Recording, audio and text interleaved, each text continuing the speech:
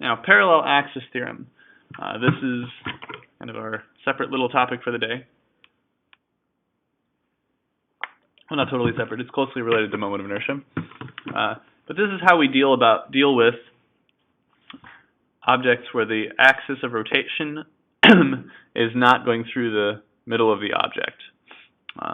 So all of the formulas that you were given the other day, everything we've derived here so far, the axis of rotation passed through the center of mass, except for the rod through the end. But rods are easy to deal with.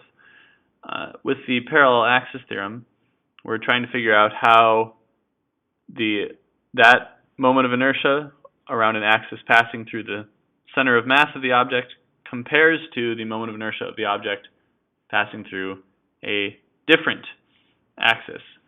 So we're saying we have a random object in 3D, and it can be shaped like whatever we want. This is our random object. And when we take an integral r squared dm, well, we're working our way through each point on the object and adding up dm times r squared. So this r vector has coordinates x, y, and z. So that's this vector right here.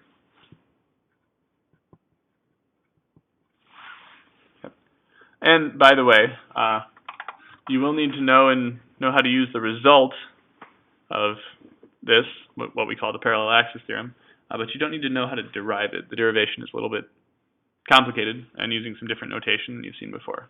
So just be aware of that. I'm going to derive it for you, but you don't need to know how to derive it. Now, the center of mass of the object, we'll say it's located right here, also has some coordinates, and we'll call those xcm, ycm, zcm. All right. So if we were looking at the moment of inertia around the center of mass, around an axis passing through the center of mass, well, then we'd be looking at the coordinates of this point relative to the center of mass, which would be over here. And we're calling them x prime, y prime, z prime. Those are not derivatives. The prime notation is when you change your coordinate system. That's another way of that's denoted that you're changing your coordinate system. If we look at this graphically, we've got this vector, this vector. How do we figure out what this vector is? Well, it's just subtraction. Those would be equal to, the x coordinate would be equal to x minus x cm, y minus y cm, z minus z cm. Okay?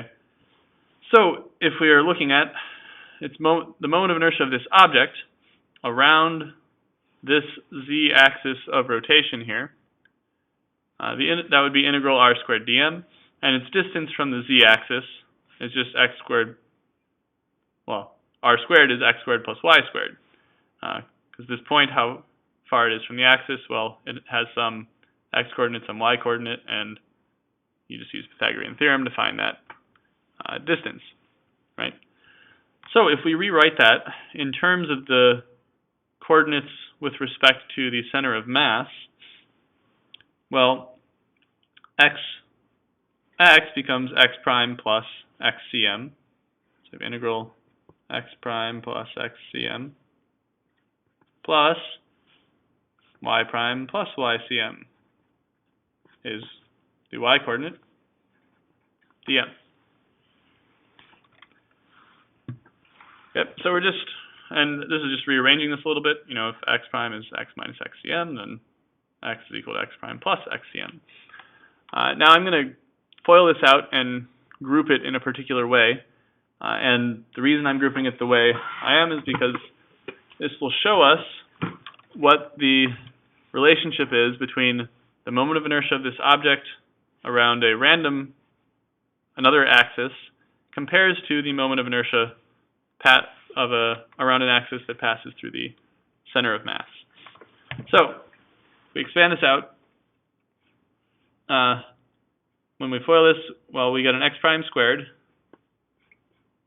And I'm going to group these in a particular way. Over here we get a y prime squared. I'm going to put those two together. And you can always, split it into multiple integrals. If you take integral of integral of x plus y dm, that's the same thing as integral of x dm plus integral y dm. The cross terms integral, we get a 2x prime xcm, and we get a 2y prime ycm, and finally the last piece we get an xcm squared and a ycm squared cm. I guess I need to zoom out a little bit. Right. So I just FOILed and then kind of rearranged the terms a little bit. Now, this probably looks complicated and scary, but each of these integrals is something we actually can recognize. So, integral x prime squared plus y prime squared. Well, that's just integral x squared plus y squared is just r. Okay, but it's r in the coordinate system that is relative to the center of mass. So this is the distance of that point on the object from the axis passing through the center of mass. So then by definition, this right here is the moment of inertia of the object around an axis passing through the center of mass, which we denote as ICM. And all of those formulas that we have, the 1/2 mr squared for the cylinder, 2/5 mr squared for a solid sphere, and 1/12 ml squared for the rod, all of those are the moment of inertia around an axis passing through the center of mass. Okay. Now, these two may not look so familiar, but let's think about it. So, x-coordinate of the center of mass, that is the x-coordinate of the center of mass with respect of the object with respect to this set of coordinates, and that's actually a constant. So this point is varying. We're integrating up throughout the whole object. So this point is a variable that changes, but the position of the center of mass doesn't change. So this xcm is a constant. 2, of course, is a constant. So we pull those both out. We have integral x prime dm. Well, you may not remember, but back last semester we learned that the x-coordinate of the center of mass of an object is 1 over the total mass times integral of x dm. So if we take integral of x dm, we get the x-coordinate of the center of mass of the object. So if we integrate x prime dm, we get the x-coordinate of the center of mass of the object in the primed coordinate system. But the primed coordinate system are the coordinates where the center of mass is the origin. So the x-coordinate of the center of mass in the coordinate system where the center of mass is the origin, of course, is 0. So this whole integral becomes 0 by the same argument. This would be the y-coordinate of the center of mass of the object in the coordinate system where the center of mass is the origin, which would also be 0. So those terms go away. And finally, we're left with this, xcm squared plus ycm squared. Well, what does that get? That is a constant. Remember, xcm and ycm are the coordinates of the center of mass relative to this axis. And if we take xcm squared plus ycm squared, we just get the distance, this point is, we get the distance of the center of mass from the axis of rotation. But it is a constant value, so we pull that out of the integral. That's the distance squared from the center of mass of the object. And then integral dm just evaluates to the mass of the object. So we're left with ICM and MD squared. So, and this is the result, and the result is what you will need to know and use. Parallel axis theorem states, and I'm zooming the wrong way. There we go. Adjust, you can do it. There you go, okay.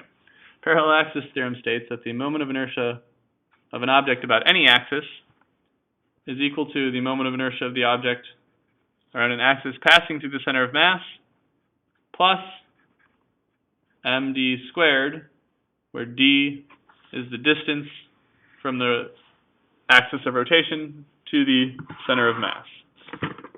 So that's the moment of inertia of an object around an axis that does not pass through the center of mass. So here's an example.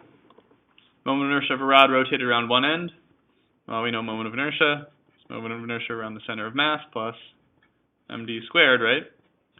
Moment of inertia of a rod with an axis through the middle, we've established is 1/12 ml squared. And then the distance, if our center of mass is in the middle, our axis is at the end, the distance between those is just half the length of the rod, so d is L/2. And then so we have 1/12 plus 1/4, which gets us 1/3 ml squared. That is the moment of inertia of a rod with an axis through the end. A similar example, and this is something we use a lot because a sphere or a cylinder or whatever, if it's rolling along the ground, you can think of it as rotating around a point that is in contact with the ground, which is a point on the edge of the object. So this is something we do pretty frequently. Moment of inertia is the moment of inertia with respect to the center of mass, plus mass times distance from the center of mass to the axis of rotation, which in this case is the radius of the sphere squared. So then the moment of inertia of a sphere around an axis through the edge, solid sphere, is 7/5 mr squared. On a conceptual note, you should keep in mind that the moment of inertia is always moment of inertia with respect to the center of mass plus md squared. Md squared can only be positive. So around any axis that is not the center of mass, the moment of inertia of an object will always be larger than the moment of inertia around an axis passing through the center of mass.